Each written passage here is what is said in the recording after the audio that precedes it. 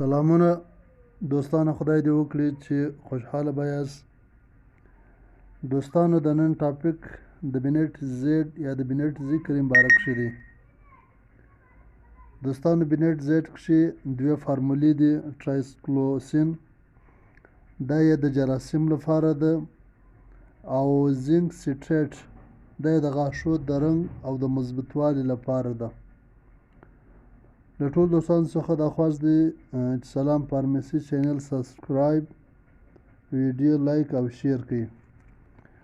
دوستانو، بینټ زیډ کریم انډیکیشن یا استعمال دا د خولې بدبويي ختموي، ژېړ رنګه غاښونه صفا کوي، او خاص هغه چې د ننه له خوا څخه یې کلک ژېړ پوښونه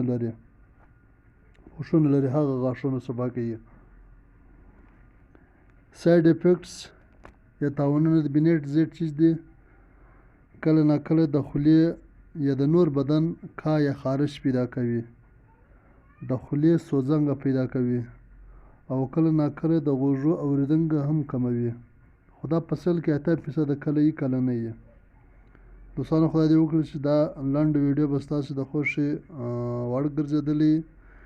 د ټولو دوستانو څخه خواست دی چې ویډیو لایک او شیر کړئ. که کومه پوښتنه لرئ نو کمنټ وکړئ. دوستانو، د غاښو صفایي او د خولې د بدبويي لپاره تر ټولو بهترینه بینټ زیډ کریم دی.